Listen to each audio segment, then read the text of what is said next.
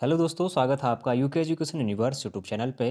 तो दोस्तों, आज हमारा टॉपिक है नोबेल प्राइजेस से, यानी कि नोबेल प्राइजेस 2023 से संबंधित जितने भी हमारे क्वेश्चन बनेंगे हम उन सभी क्वेश्चनों के बारे में डिस्कस करेंगे। साथ ही हम 2022 के नोबेल भी एक बार रिवाइज करेंगे, ताकि जो आने वाले एसएससी जीडी है या फिर जो हमारी केंद्रीय स्तर की जितनी भी परीक्षाएं हैं, चाहे राज्य स्तरीय परीक्षाएं हों, उन सभी परीक्षाओं के लिए वो हमारे महत्वपूर्ण साबित हों। तो दोस्तों, सबसे पहले तो बात करेंगे नोबेल पुरस्कार, यानी कि नोबेल पुरस्कार की शुरुआत कब से होती है। तो दोस्तों, नोबेल पुरस्कार की शुरुआत हमारी 1901 से होती है, और जो हमारे अल्फ्रेड नोबेल थे, इनके जन्मदिवस के अवसर पर इसको दिया जाता है। तो दोस्तों, अगर बात करें तो कितने क्षेत्रों में हमारे नोबेल पुरस्कार को दिया जाता है, तो हमारे 6 क्षेत्रों में नोबेल पुरस्कार दिए जाते हैं। अच्छा, वो 6 क्षेत्र हमारे कौन कौन से हैं उनको देखना जरूरी है। तो दोस्तों, पहले तो हमारे चिकित्सा के क्षेत्र में दिया जाता है। अगर बात करेंगे चिकित्सा के बाद अगर द्वितीय क्षेत्र की, तो दोस्तों द्वितीय हमारा भौतिक विज्ञान के क्षेत्र में दिया जाता है। उसके बाद बात करें तो रसायन विज्ञान के क्षेत्र में दिया जाता है हमारा। और रसायन विज्ञान के बाद अगर बात करें तो दोस्तों हमारे साहित्य में हमारा नोबेल दिया जाता है। और साहित्य के बाद अगर देखें तो हमारा अर्थशास्त्र में हमारा नोबेल पुरस्कार दिया जाता है। और लास्ट हमारा किस में दिया जाएगा, शांति के क्षेत्र में हमारा नोबेल पुरस्कार दिया जाता है। अच्छा दोस्तों, इसमें से पहले हमारे जब नोबेल प्राइजेस की शुरुआत हुई थी, तो उस समय केवल 5 ही जो क्षेत्र थे उन पर नोबेल पुरस्कार दिया जाता था। लेकिन एक क्षेत्र इसमें बाद में जोड़ा गया। अच्छा, वो क्षेत्र कौन सा है, तो दोस्तों वो हमारा अर्थशास्त्र जो क्षेत्र है, इसको बाद में जोड़ा गया था। अच्छा, अर्थशास्त्र में जो नोबेल प्राइजेस है वो कब से प्राप्त किए जाने लगे, तो दोस्तों इसकी जो घोषणा है वो 1968 में होती है। लेकिन 1969 से हमें क्या करना पड़ता है, इसमें जो अर्थशास्त्र के नोबेल हैं ये प्राप्त करने का अवसर प्रदान किया जाता है। तो कहीं ना कहीं ये क्वेश्चन इंपॉर्टेंट बन जाता है कि शुरुआत में नोबेल पुरस्कार कितने क्षेत्रों में दिया जाता था, या फिर नवीनतम क्षेत्र कौन सा जोड़ा गया। तो दोस्तों, अर्थशास्त्र का जो क्षेत्र है उसको जोड़ा गया था, और 1968 में इसको जोड़ा गया था, और 69 से इसमें प्राइजेस देने शुरू कर दिए गए थे। ये आप लोग ध्यान रखिएगा। अब अगर मैं बात करूं दोस्तों, एक बार फटाफट से रिवीजन कर लेते हैं कि 2022 में किस किस को नोबेल पुरस्कार मिला हुआ था। उससे पहले मैं आपको एक चीज़ और बता देता हूं। जो हमारे 5 नोबेल हैं, ध्यान दीजिएगा, जो हमारे 5 नोबेल हैं उन 5 नोबेलों की मैं अगर बात करूं, चिकित्सा का, भौतिकी का, रसायन, साहित्य और अर्थशास्त्र का, ये जितने भी हमारे नोबेल पुरस्कार है दोस्तों, ये हमारे स्टॉकहोम में दिए जाते हैं। स्टॉकहोम हमारे स्वीडन में ये दिए जाते हैं। और अगर बात करें दोस्तों, एक जो हमारा है, वो अगर शांति की बात करें तो नॉर्वे की जो राजधानी है दोस्तों, ओस्लो, नॉर्वे की राजधानी ओस्लो में एक पुरस्कार दिया जाता है, वो हमारा शांति का पुरस्कार है। यानी कि अगर बात करेंगे जो 5 हमारे नोबेल पुरस्कार हैं, शांति को छोड़ के वो सारे हमारे स्टॉकहोम स्वीडन में दिए जाते हैं। लेकिन जो हमारा एक है शांति वाला, वो हमारा कहाँ पर दिया जाता है, नॉर्वे की राजधानी ओस्लो में दिया जाता है। अच्छा, बात करेंगे फटाफट से, एक बार रिविजन कर लेते हैं कि 2022 में शांति या फिर चिकित्सा, सबसे पहले देखते हैं चिकित्सा का नोबेल पुरस्कार किसे दिया गया, तो स्वांति पाबू को दिया गया था। अच्छा, मानव में क्रमिक विकास की खोज के लिए इनको दिया गया था। अगर अर्थशास्त्र की बात करें तो डगलस डायमंड हो गया, बेन बर्नानेक और हमारा फिलिप डाइवकिंग को दिया गया था। फिर अगर बात करें हम शांति के क्षेत्र की, तो हमारा दोस्तों एलिस बियालिट्स्की को दिया गया था। इसमें 2 संस्थान जोड़े गए थे, एक तो हमारा मेमोरियल रूस जोड़ा गया था, दूसरा हमारा सिविल लिबर्टी यूक्रेन का, यानी कि युद्ध, इन दोनों के बीच में जो युद्ध है उसको समाप्त करने के लिए शांति का एक इसमें नोबेल दिया गया था। फिर अगर बात करें उस समय जो हमारा साहित्य का नोबेल था 2022 का, तो हमारा एनी एर्नॉक्स को दिया गया था। वहीं अगर रसायन विज्ञान की बात करें तो मोर्टन मेंडल, कैरोलिन बैटोजी और बेरी शार्प्लेस को दिया गया था। और अगर भौतिक विज्ञान की बात करें तो भौतिक विज्ञान में एंटन जिलिंगर को दिया गया था, एलियन आस्पेक्टर और जॉन क्लोजर को दिया गया था। आप लोगों ने देखा होगा ये जो हमारे क्षेत्र थे, इनसे कहीं ना कहीं क्वेश्चन बने थे। अब हम बात करेंगे 2023 यानी कि 2023 में कितने लोगों को नोबेल पुरस्कार मिले हैं, और जो वो 23 लोग हैं उनका संबंध कहाँ से है, और किस क्षेत्र में उनको दिए गए, उन सभी चीज़ों के बारे में डिस्कस करेंगे। तो सबसे पहले देखते हैं दोस्तों, जो हमारा फिजियोलॉजी या फिर हमारा चिकित्सा का नोबेल है वो किसे दिया गया है 2023 में। तो दोस्तों, हमारा पहला दिया गया है कैटलिना कोरिको और हमारा डी वुसमैन को दिया गया है। अच्छा, जो हमारा कैटलिना कोरिको और डी वुसमैन है दोस्तों, इन दोनों को किस क्षेत्र में दिया गया, इनका योगदान क्या था। तो देखिए, कैटलिना कोरिको और डी वुसमैन ने न्यूक्लियोसाइड बेस्ड संसाधनों से संबंधित खोज की, जिसने कोविड-19 के खिलाफ प्रभावी एमआरएनए टीके के विकास को सक्षम किया। तो दोस्तों, एमआरएनए टीके के विकास को सक्षम करने के लिए, जो हमारे कोविड-19 से लड़ने के लिए जो हमारा एमआरएनए वैक्सीन बना था, उसमें एमआरएनए टीके का जो विकास सक्षम हुआ, उसके लिए कैटलिना कोरिको और हमारा डू वुसमैन को हमारा क्या दिया गया, नोबेल प्राइजेस दिया गया है। फिर बात करते हैं अन्य क्षेत्र की, तो देखिए दूसरा जो हमारा क्षेत्र आता है वो हमारा भौतिकी आता है, यानी कि भौतिक विज्ञान के क्षेत्र में 2023 का नोबेल पुरस्कार किसे दिया गया। तो दोस्तों प्राप्त करने वाले हमारे पियरे एगस्टिनी, फेरेंक क्रांच और हमारे एनियल ह्यूमिलियर थे। अगर इनके योगदान की बात करें तो इन्होंने प्रयोगात्मक तरीकों के लिए पदार्थ में इलेक्ट्रॉन गतिशीलता के अध्ययन के लिए प्रकाश एटोसेकेंड पल्स को उत्पन्न किया। इन्होंने प्रकाश की बेहद छोटी पल्स बनाने का एक तरीका प्रदर्शित किया जिसका उपयोग उस उन तेज प्रतिक्रियाओं को मापने के लिए किया जाता है जिनमें इलेक्ट्रॉन चलते और ऊर्जा में बदलते हैं। यानी कि दोस्तों जो हमारे सबसे छोटा जो कण होता है इलेक्ट्रॉन, इलेक्ट्रॉन का चलना और उसके जो चलने के बाद जो अपनी गति या फिर अपनी जो ऊर्जा है उसको बदलने की जो प्रक्रिया है, उसके लिए हमारा भौतिकी का नोबेल इन 3 व्यक्तियों को दिया गया है।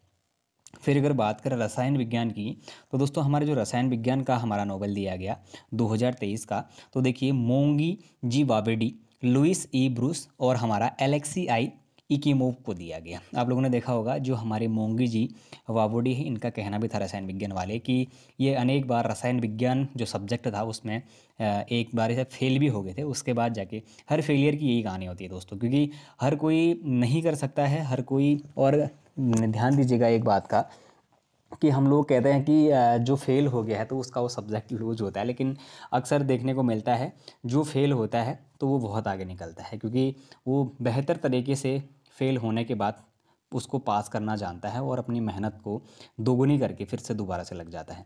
तो जो हमारे जो मोंगी जी वावोडी जी हैं और लुइस ब्रूस हैं और एलेक्सी आई इकीमोव है, इनको रसायन विज्ञान का पुरस्कार दिया गया है। अगर इनके योगदान की बात करें तो इनको क्वांटम डॉट्स की खोज के संश्लेषण के लिए 2023 के रसायन विज्ञान में नोबेल पुरस्कार से चुना गया है। क्वांटम डॉट्स नैनो टेक्नोलॉजी में सबसे छोटे घटक होते हैं जो टेलीविज़न और एलईडी लैंप से अपनी रोशनी फैलाते हैं और कई अन्य चीज़ों के अलावा ट्यूमर ऊतक को हटाते समय जर्मनी सर्जनों को मार्गदर्शन भी कर सकते हैं। तो दोस्तों ये हमारे रसायन विज्ञान का नोवेल हो गया है। लास्ट में मैं इनकी ट्रिक भी बताऊंगा, आप लोग बने रहिएगा। फिर उसके बाद देखिए साहित्य के नोबेल की अगर बात करें तो दोस्तों साहित्य का नोबेल 2023 में हमारे जॉन फासे को दिया गया। और अगर इनके योगदान की बात करें तो फासे को उनके नैनोश्रेणी नैनोसी नाटकों और गद्य के लिए नोबेल पुरस्कार से सम्मानित किया गया। जो अनकही को आवाज़ देते हैं रेड ब्लैक 1983 फासे का पहला उपन्यास है और आत्मकथा के विषय पर प्रभाव डालता है। तो दोस्तों जो हमारे जॉन फासे हैं साहित्य का नोबेल इन्हें दिया गया है और नवोन्वेषी इनके नाटकों के जो गद्य हैं उनके लिए इनको नोबेल पुरस्कार से सम्मानित किया गया है। जो अनकही जो आवाज़ है, अनकही को आवाज़ देते हैं कहता है। और रेड ब्लैक फासे का जो पहला उपन्यास था वो आत्मकथा के विषय पर प्रकाश डालता है। तो दोस्तों जो हमारा साहित्य का नोबेल पुरस्कार है वो किसको दिया गया, हमारा जॉन फासे को दिया गया। साहित्य में जान ना फंसे, ऐसे आप लोग इसको याद कर सकते हैं, साहित्य में जान ना फंसे, आप लोग इसके एक ट्रिक इसको ऐसे बना सकते हैं। फिर देखिए उसके बाद अगली बार अगर बात करें दोस्तों शांति का जो नोबेल पुरस्कार है 2023 का, तो शांति का नोबेल पुरस्कार हमारा नरगिस मोहम्मदी को प्राप्त हुआ है। अगर इनके योगदान की बात करें तो नरगिस मोहम्मदी को ईरान में महिलाओं के उत्पीड़न के विरोध सभी के लिए मानवाधिकारों और स्वतंत्रता को बढ़ावा देने के लिए उनकी लड़ाई के लिए 2023 का शांति का नोबेल पुरस्कार का फैसला किया है। आप लोगों ने देखा होगा दोस्तों अभी ये जेल में हैं और जेल में होने के बावजूद भी इनको नोबेल पुरस्कार से सम्मानित किया गया है। और साथ ही कह रहे हैं कि इसमें जो मानवाधिकार हैं और जो महिला उत्पीड़न है उसका विरोध करने के लिए और स्वतंत्रता को बढ़ावा देने के लिए इनको अभी नोबेल पुरस्कार 2023 से सम्मानित किया गया है। फिर देखिए उसके बाद आप लोग इसको ऐसे याद कर सकते हैं, जेल में नरगिस को शांति मिली।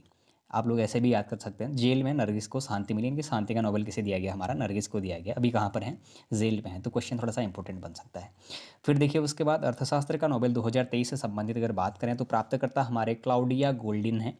अगर इनका योगदान मैं बताऊं तो महिलाओं के श्रम बाजार के परिणामों की समझ को आगे बढ़ाने के लिए अमेरिका की अर्थशास्त्री क्लाउडिया को प्रदान किया जाएगा। क्लाउडिया गोल्डिन ने सदियों से महिलाओं की कमाई और श्रम बाजार भागीदारी का पहला व्यापक विवरण प्रदान किया है। फिर देखिए उसके बाद अर्थशास्त्र को आप कैसे याद करेंगे, अर्थशास्त्र अर्थ जहाँ पे बात आएगी तो गोल्ड, गोल्ड यानी कि सोना, सोना से आप लोग याद कर सकते हैं कि अर्थ, अर्थ बोले तो अर्थशास्त्र बोले तो जहाँ पर क्या होना है, जहाँ पर कहीं न कहीं आंकड़े आने हैं, जहाँ पर कहीं न कहीं पैसे की बात होनी है, तो आप गोल्ड याद कर लेना। अर्थशास्त्र गोल्ड यानी कि गोल्डन, ठीक हो गया। अर्थशास्त्र से आप क्या याद करेंगे, गोल्डन याद करेंगे, यानी क्लाउड या गोल्डन हो गई। और अगर उसके बात करें भारतीय, आज तक जो हमारे भारतीय हैं दोस्तों, हमारे नोबेल ख़त्म हो चुके हैं, और आज तक कितने भारतीयों को नोबेल पुरस्कार मिल चुका है अगर उनका क्रम देखें, तो देखिए दोस्तों, भारत में सबसे पहले हमारे रविंद्रनाथ टैगोर जी को मिलता है 1913 में। उसके बाद हमारे सीवी रमन साहब को मिलता है 1930 में। उसके बाद जो हमारे हरगोविंद खुराना जी हैं, इनको मिलता है 1968 में। अगर इनके क्षेत्रों की मैं बात करूं दोस्तों, भारतीय जो हैं हमारे, रविंद्रनाथ टैगोर की अगर बात करें, गीतांजलि पुस्तक के लिए इनको मिला था और साहित्य इनका क्षेत्र रहा था। और वहीं अगर सर रमन की मैं बात करूं तो भौतिकी के क्षेत्र में इनको मिलता, और सर रमन हमारे जो सीवी रमन हैं, ये हमारे भौतिकी के क्षेत्र में पाने वाले प्रथम भारतीय भी रहे हैं। फिर अगर वहीं बात करें तो हरगोबिंद खुराना जी जो हैं हमारे, इनको मेडिसिन के क्षेत्र में दिया गया था 1968 में। फिर अगर बात करें मदर टेरेसा की, तो दोस्तों मदर टेरेसा को हमारा 1979 ईस्वी में मिलता है। शांति के क्षेत्र में मदर टेरेसा को नोबेल पुरस्कार से सम्मानित किया जाता है। फिर बात करेंगे हम सुब्रमण्यम चंद्रशेखर की, तो दोस्तों सुब्रमण्यम चंद्रशेखर को हमारा 1983 में मिलता है, और भौतिकी के क्षेत्र में इनको नोबेल पुरस्कार दिया जाता है। फिर देखिए, फिर बात करेंगे हम अमर्त्य सेन की। अमर्त्य सेन को हमारा 1998 में दिया जाता है, और अर्थशास्त्र के क्षेत्र में इनको नोबेल पुरस्कार से सम्मानित किया जाता है, यानी कि प्रथम भारतीय थे जिनको अर्थशास्त्र का नोबेल मिला हुआ था। अगर फिर बात करें नायपॉल की, तो दोस्तों नायपॉल को हमारा 2001 में नोबेल पुरस्कार मिलता है। अगर बात करें तो इनका क्षेत्र जो है वो साहित्य से संबंधित है। वहीं अगर बात करें वी रामकृष्ण की, तो दोस्तों वी रामकृष्ण को 2009 में नोबेल पुरस्कार से सम्मानित किया जाता है। और रसायन विज्ञान में दोस्तों जो हमारा राइबोसोम है, राइबोसोम का जो स्ट्रक्चर है उसको दिखाने के संबंध में इनको नोबेल पुरस्कार से सम्मानित किया जाता है।